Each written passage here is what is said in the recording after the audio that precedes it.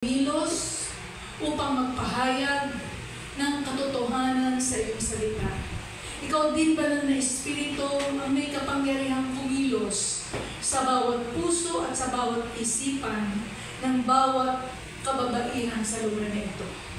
Maitaas ka, banal na Espiritu, maitaas ka, Panginoon, maitaas ka, Panginoong Jesus, sa aming kalagitnaan. At mangyari po na ang kalooban mo po, ang nangyari at ang salita po ay buhay, Panginoon. Ang salita mo, Espiritu at buhay sa sino man na makikinig, Panginoon. Bigyan mo kami ng aming pandinig sa sinasabi ng iyong Espiritu sa hapon na ito. We just want to bless you and honor you, God. And this we pray in Jesus' name. Amen. Okay. Meron na po akong mga practical points na gusto ko pong i-share sa inyo. Alam ko po lahat tayo ay dumaan sa maraming challenge, trials, suffering, whatever sa ating buhay. But buhay o challenges na tatawagin natin, ito po ay hindi pwedeng mawala. Kasi sa pamamagitan nito, lalo tayong napapalapit sa Diyos. Amen po ba? Amen? Lalo mong nakikita na ang Panginoon ay may plano doon sa mga dinadaanan natin sa buhay. Gaano man kaginhawa ang buhay mo, kahit po si Henry C. may problema yan. May challenge yan. Amen? Hindi po nawawala. Di ba? At kahit po yung mga... So wala pong exempted sa ating lahat pagdating sa challenges ng buhay. Hinaharap po natin yan. Pero paano po natin ito pwedeng harapin na meron kang pwedeng tandaan na pag dumating ito sa buhay mo, ano yung pwede mong gawin? Amen? So, titignan po natin ito. Isa-isa, ito pong bagay. Gusto ko po sa 7 eh. Kasi 7, God's number. Na sa pagdating natin sa mga challenges, o sa mga pagsubok, o sa mga problema, o trials ng buhay natin. Number 1 po, ang sabi po dito, number 1, persevere. Sabihin nga po natin, persevere. So, ibig sabihin, perseverance, no? Ang ibig sabihin ng perseverance, yung hindi ka titigil. Magpapatuloy ka. Amen? Ibig sabihin, ano man ang dumadating sa'yo, ano man ang sitwasyon meron ka, hindi ka titigil. Ano hindi ka titigil? Hindi ka titigil umiyak. Hindi ka titigil tumawa. Hindi ka titigil na tumingin sa kapangyarihan ng Diyos. Amen? Kasi po, tayo bilang tao, wala po tayong pwedeng magawa eh. Actually, meron po akong situation ngayon na, so, for more than a month, wala akong naririnig. No? Pero, hindi po pwedeng huminto ako. Anong problema mo? Magpapatuloy ka. Push lang, ate. Amen? We just need to push. Kayang pigilin ang gawa ng kaaway sa buhay natin. Kasi pag pigilan ka, anong ibig sabihin? Mayroong resulta yan. Kasi pag huminto ka, wala kang makikita ang resulta. Amen? Pero pag nagpatuloy ka, makikita mo ang resulta. So never stop. Amen? So never stop. Number 2 po. Yan. Faithfulness of God. Tingnan po natin ang Hebrews 10:23. Okay. Yan. Sabi po dito, magpakatatag tayo sa ating pag-asa at huwag nang mag-alilangan sapagkat tapat ang nangako sa atin. Papikin mo yung katabi mo.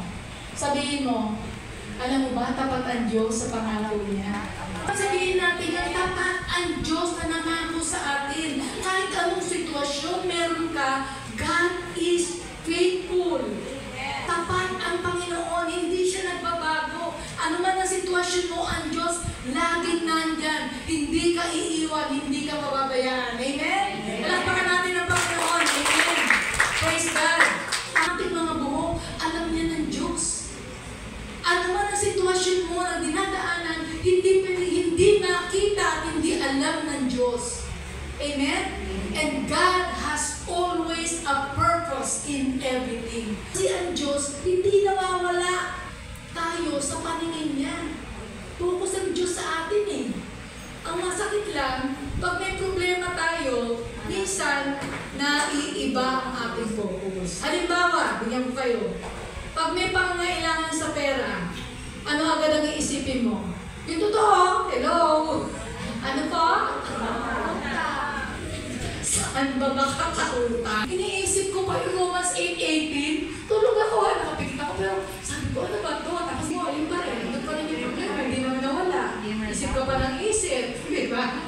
Di ba? Isip ka ng isip, di naman nawala. Di ba? Pero alam nyo, isang bagay ang tinuro sa akin ng Panginoon. Yun na nga po, 1 month na higit na hindi marating ang anak ko. Panganay ko po yun, pero nasa akin yung pamilya niya, nasa akin yung anak niya, at saka yung asawa niya. Alam niyo, napakabuti ng Lord eh. Kasi dati po, talagang kumbaga sobrang pag-intindi ko, saan nandoon, kumakain ba siya, dito siya, gano'n siya, saan ba siya nandoon, kumakain ba, meron ba siyang ganito, meron ba ganyan, saan natutulog, hindi ko alam. So, dumating po ako sa time na hindi ko ako pinag-isip ng Diyos. I just lay my head to God. Lord, this is yours. Nasa kamay mo siya. Binigay ko na sa iyo. So, hindi ibig sabihin, hindi ko na siya pinapakialaman. But every day, Lord, salamat sa ginagawa mo sa anak ko. That is I always confess. Sinasabi ko sa Panginoon. Pero hindi na yung everyday ang bagong problema na daragdagan, lalo na ang mga nanay. Totoo lang to, lahat tayong mga nanay, hindi po nauubos. Amen? Pero ang maganda, masaya mong hinaharap. Pinakamaganda doon, meron kang tapang harapin ito. Kahit ano sitwasyon, masaya ka. Salamat po, kasama kita. Kasi pangako mo, di mo ako iiwan, di mo ako pababayaan eh. Lagi kang nakapokus sa Diyos. Amen? So, tignan po natin. Kasama ni Jesus Christ yung kanyang 3 apostol. Si Peter, James, and John. Sabi niya, sa Garden of Gethsemane po yan, huling dito lang kayo. Sabi niya ganyan, pupunta ako doon at mananalangin. Sabi niya, iwan ko kayo dyan, mag-pray lang kayo dyan. Sabi niya si Lord, nag-pray siya doon. Talagang nananalangin siya na, sabi niya gano'n, pumapatak ang luha na parang dugo.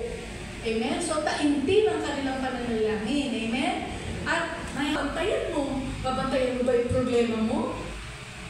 Diba? No, ibig sabihin, let us watch and pray. Tignan mo kung anong level ka na sa problemang hinaharap mo. Baka yung problema mo, kinakain ka na. Yes. Amen? Di ba meron ganon? Bumagsak na yung katawan mo. Kahit saan ka tumingin, yung problema mayroon ka ng depression, di mo na napapansin. Diba? Kaya sabi ng Panginoon, magbantay kayo at manalangin. Huwag kayong kainin ng sitwasyon, huwag kayong kainin ng mga dinaraanan natin sa buhay. Kung hindi, tayo ay nagbabantay sa ating sarili. Sana ba yung level ko? Baka mamaya, puro na lang ako problema. Napakahalagang gawain para sa ating mga kababaihan. Naniniwala ba kayo na most of the women are prayerful? Sa Bible po, makikita nyo, si Ana, taintin siya na nanalangin, kailangan ng pagkaanak. Lahat po ng maraming kababaihan, sila po ay laging nandoon sa pananalangin. Pero ang nakakatuwa, dinidinig ng Diyos ang panalangin ng bawat nanay. Alam niyo ba kung bakit? Bakit? Alam niyo ba kung bakit? Bakit? Kasi mahal kayo ng Diyos. Tama niya, no? O, diba? Bakit tayo dinidinig ng Diyos? Kasi mahal niya tayo. Kung hindi ba mahalaga si ate, hindi. At ayaw ng Panginoon na magkaroon ka ng kahinaan pag dumadaan ka dito. At ang gusto ng Diyos, maging matibay ka. Amen? Amen? Yun ang nagagawa ng panalangin. Ang panalangin ay nagdadala sa atin para tayo ay lalong magtiwala, umasa sa Diyos, at higit sa lahat, mapalapit sa Diyos. Sabihin nga po natin, pray ka lang para lalo kang maging close. Pray ka lang para lalo kang maging close. Diba? Our prayer bring us more closer to God.